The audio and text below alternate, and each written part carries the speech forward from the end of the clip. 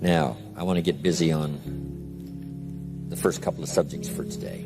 Everybody that's okay, say I'm okay. Here's the first subject that I've found so interesting. I want to share it with you. Then I want to talk about personal development, the subject that I started listening to age 25 that revolutionized my whole life, from my mentor, Mr. Earl Schoaf. Here's an interesting subject. Just jot it down now. It's called Enlightened Self-Interest. Enlightened self-interest. It's a fascinating study to study the idea of self-interest. But just make this note, all of us, have self-interest. The key is for it to be enlightened so that everybody wins and no one loses. Our first interest is to survive. What does it take to survive? Our second interest is to succeed. What does it take to succeed? What does it take for me personally to survive and to succeed? Can I legitimately be interested enough in the things that help me both succeed and survive? And here's what I discovered. The answer is yes.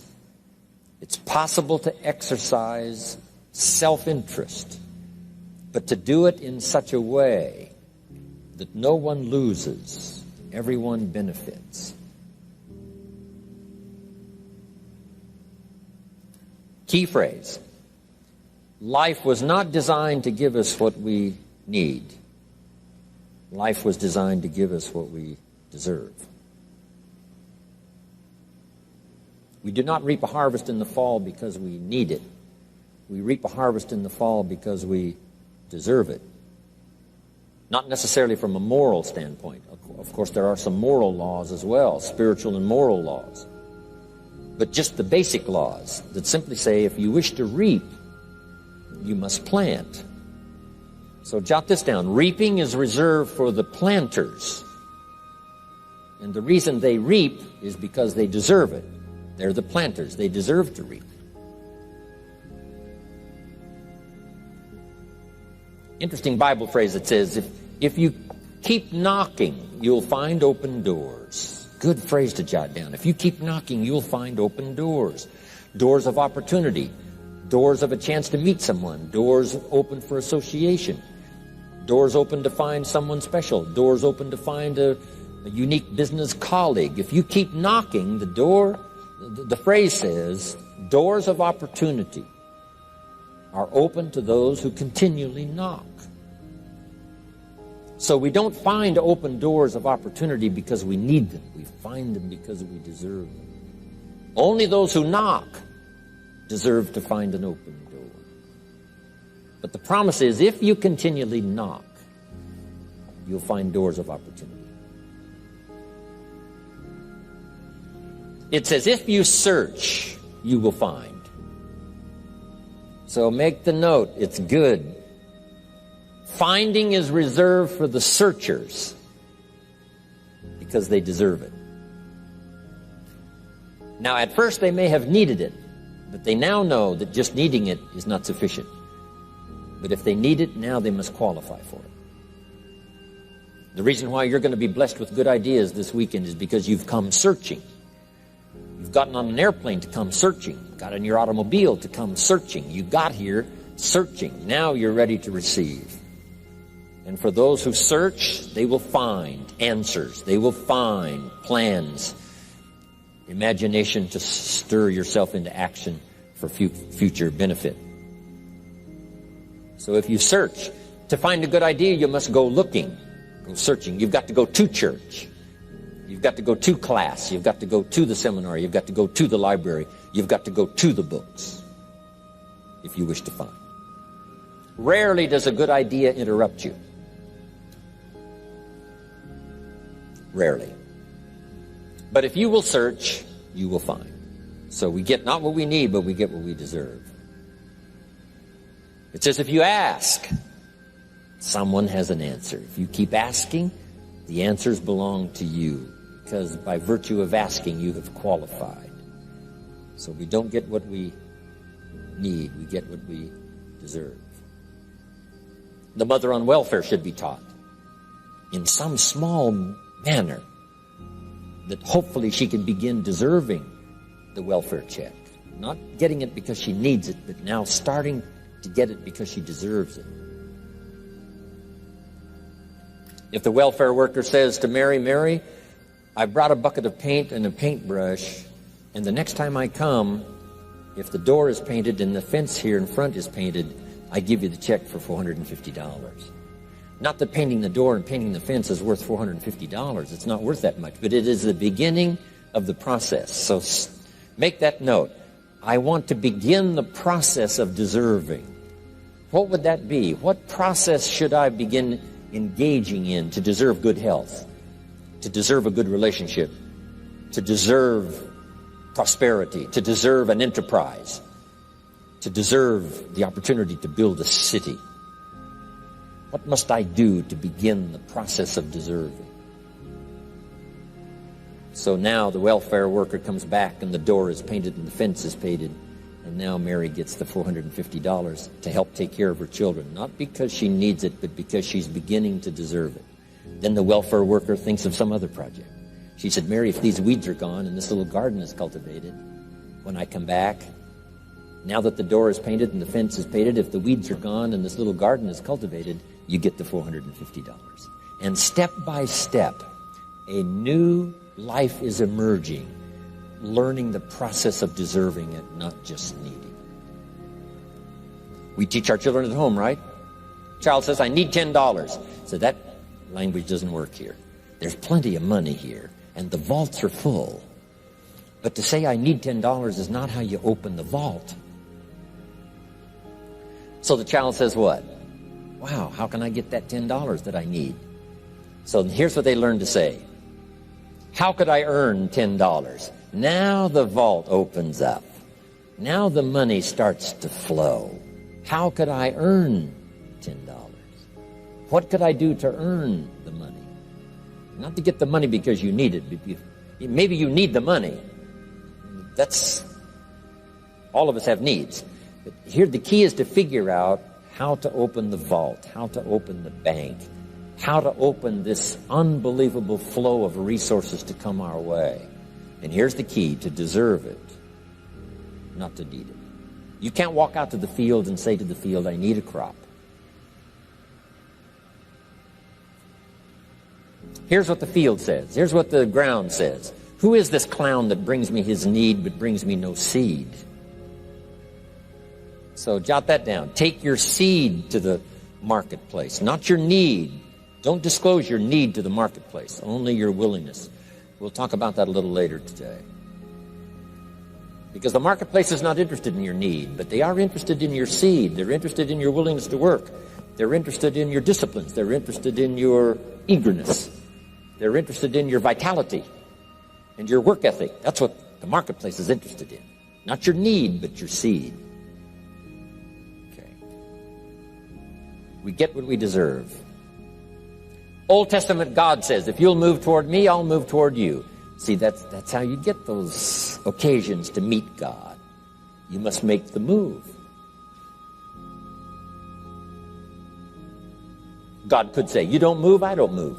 You say, well, that's arbitrary. Well, when you're God, you can make it that way.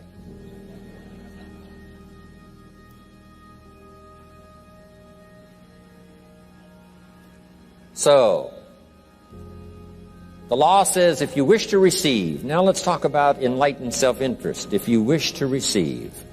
And we would call the wish to receive self-interest. But if it's enlightened self-interest, here's what it says. I understand that in order to receive, I must give.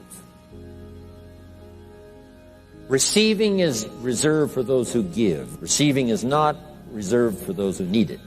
It's reserved for those who deserve it. We deserve the receiving by giving.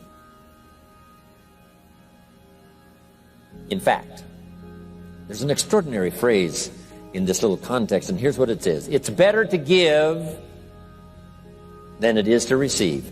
Now, the uneducated person would find that difficult to ponder.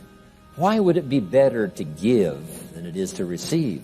So let me give you one of the better phrases for the day. Here it is. Giving starts the receiving process. So of course it's better to give than it is to receive. How much receiving do you wish? You must start the giving process. For me to receive my additional fortunes for the future, not necessarily for the money, because I don't need the money. I take the money, but I don't need the money. But here's what I do need. For someone to say, a year from now, 5 years from now, Mr. Rohn, that seminar helped to change my life. And for whatever reason, I was brought here to this place for this time. And later someone says that. See, to receive that kind of thanks, it's unbelievable. Here's what you cannot buy. That kind of thanks. You can't buy it with money. You have to earn it.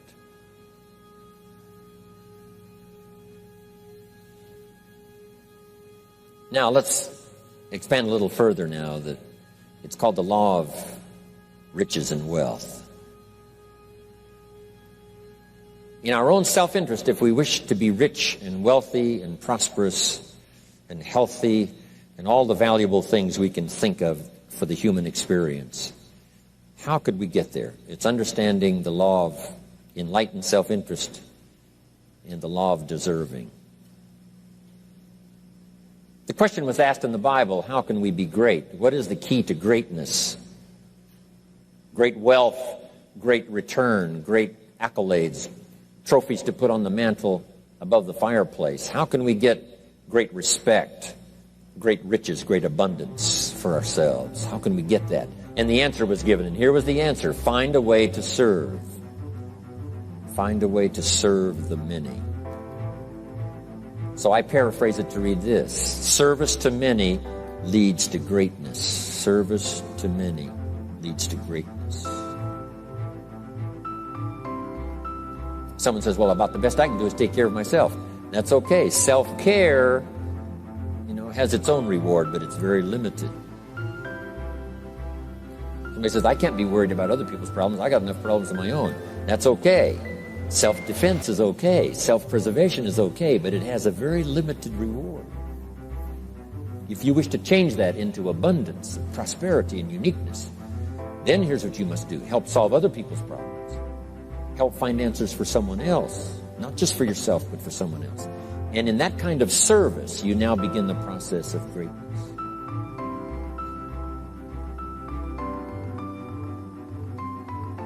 Someone asked the question, how can I be ruler over many?